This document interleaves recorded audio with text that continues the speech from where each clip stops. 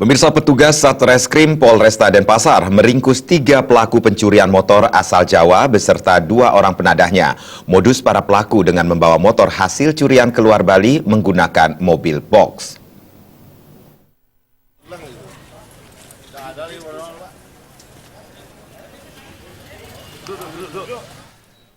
Polisi meringkus AD 31 tahun asal Banyuwangi, WR 24 tahun asal Jember, dan JK 27 tahun asal Surabaya, Jawa Timur. Selain itu, polisi juga mengamankan 2 penadahnya yakni AH dan SW asal Jember. Wakapolresta Denpasar AKBP Nyoman Artana mengatakan penangkapan komplotan curanmor setelah jajarannya mendapat informasi penjualan sepeda motor hasil curian menuju Jawa Timur menggunakan mobil box. Berdasarkan informasi tersebut, polisi melakukan penyelidikan. Hasilnya mobil box tersebut ditemukan sedang berada di Pelabuhan Gilimanuk. Saat digeledah, ditemukan sepeda motor tanpa dokumen asli.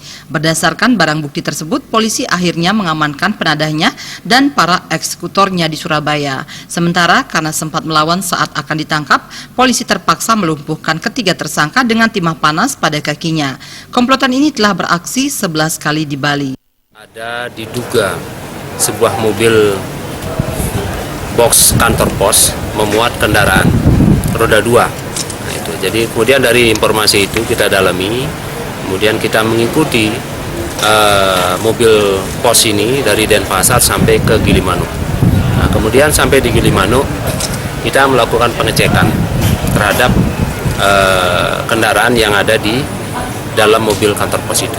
Nah, kemudian di situ kita meyakini bahwa ini surat-surat dan dokumennya tidak jelas. Dari situlah kita berhasil mengungkap bahwa ternyata ini merupakan motornya adalah hasil kejahatan. 10 sepeda motor disita polisi sebagai barang bukti.